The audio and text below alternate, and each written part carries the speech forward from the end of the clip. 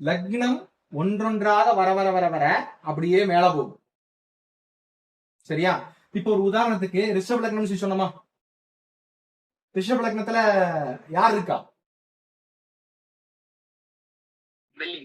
ரிஷப லக்னத்துல வெள்ளி. இப்ப பாருங்க,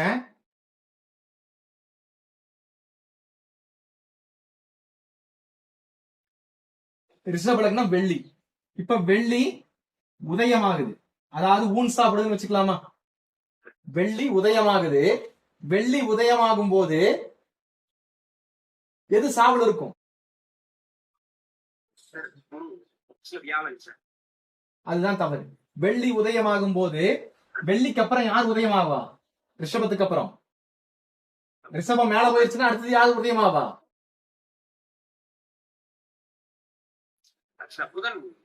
ரிஷபம் மேல போச்சுன்னா அடுத்தது புதன் தான் உதயமாவான். அப்ப வெள்ளியில புதன் என்ன பண்ணிட்டு இருப்பான்?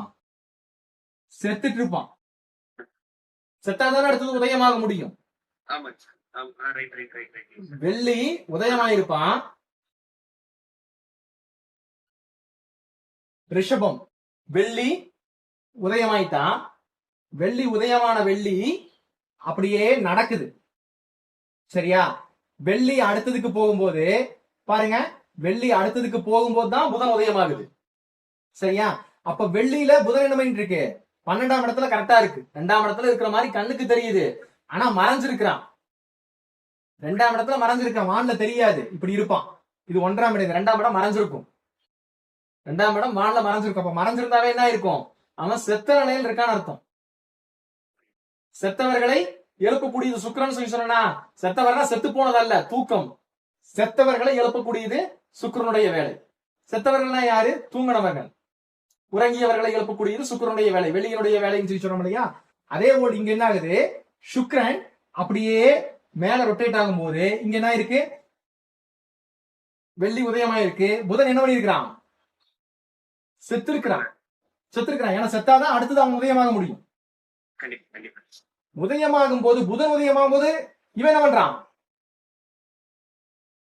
நடக்க ஆரம்பிச்சிடறான். இங்க பாருங்க, இது புதன் செத்திருக்கிறான், வெள்ளி உதயமாயிருக்கான்.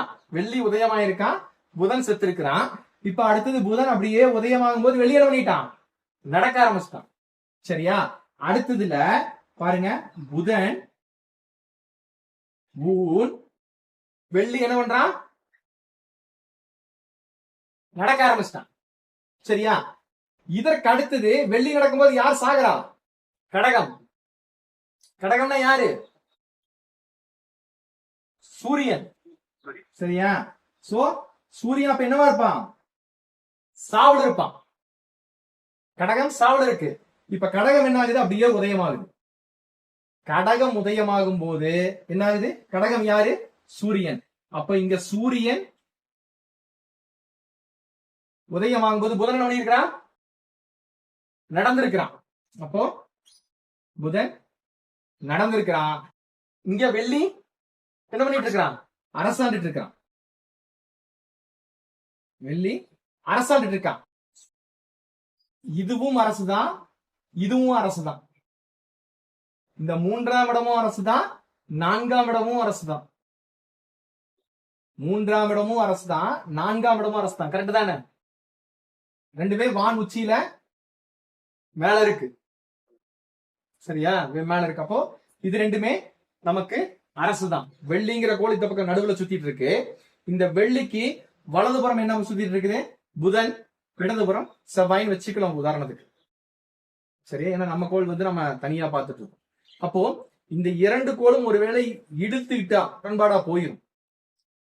இழுத்துட்டா முரண்பாடா போயிடும். ஏதோ ஒரு பக்கம் இழுத்துட்டா வெடிச்சிரும் சோலார் சிஸ்டமே. சரியா? அப்ப பக்கத்துல இருக்கிற ரெண்டுமே எப்படி இருக்கணும்? பகையா இருந்தால் மட்டும்தான் சுத்திட்டு இருக்கும். பக்கத்துல நம்ம இழுக்க கூடாது இல்லையா? இழுக்க கூடாது. அதனாலதான் வெள்ளி வீட்டுல புதன் சாகரம்.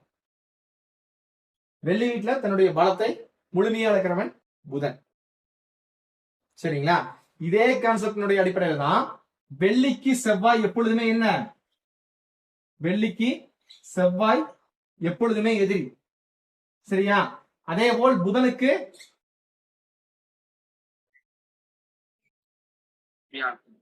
வியாழன்.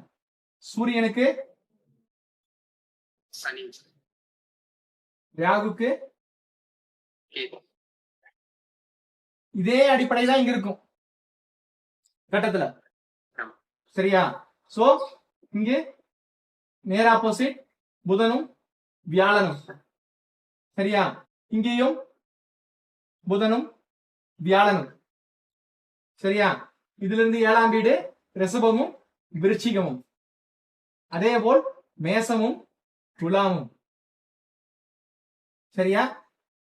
சூரியனும் சனியும், சனியும் சூரியன் இப்படிதான் இருக்கும். இதனாலதான் சந்திரனுக்கு வீடு இல்லைன்னு சொல்றோம். இதனுடைய அடிப்படையில பார்த்தீங்கன்னா ஒன்றுக்கு ஒன்று எல்லாருமே பகையான ஒரு கிரகங்கள்.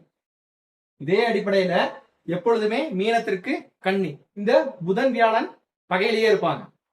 சரியா? அதே போல் செவ்வாயும் வெள்ளியும் பகையிலேயே இருப்பாங்க. அடுத்தது புதனும் வியாழனும். அதற்கப்புறம் சூரியனும் சனியும், சூரியனும் சனியும். இதனாலதான் நம்ம என்ன பண்றோம், சந்திரனுக்கு வீடு இல்லைன்னு சொல்றோம். கடகத்தினுடைய வீடு மகரம், சிம்மத்தினுடைய எதிர் வீடு கும்பம். மேலும் நம்ம இருக்கிறதே சந்திரனுடைய அடிப்படையில தான். நம்ம இருக்கிறது, நாம் பார்க்கிறது எல்லாமே சந்திரனுடைய அடிப்படையா இருக்கும் போது சந்திரனுக்குன்னு ஒரு வீடு கொடுத்தா அவன் போய் ஒரு வீட்டுல உட்கார்ந்துட்டு ஆளுமை செலுத்தினானா மற்றவற்றை என்னால சரியா பார்க்க முடியாது. நான் பார்க்கக்கூடிய வழியே இந்த இயற்கையான டெலஸ்கோப் தான், சந்திரன் வழி. அப்ப சந்திரனை வைத்து நான் எல்லாத்தையும் நகர்த்தி பார்க்கிறேன். சந்திரன் நின்னாதான் ராசி. அப்ப சந்திரன் எந்த இடத்துல நிக்கிறாங்களோ அது சந்திரனுடைய வீடு. சந்திரனுக்கு என்று சொந்த வீடு கிடையாது. சந்திரனுக்கு என்று சொந்த வீடு கிடையாது.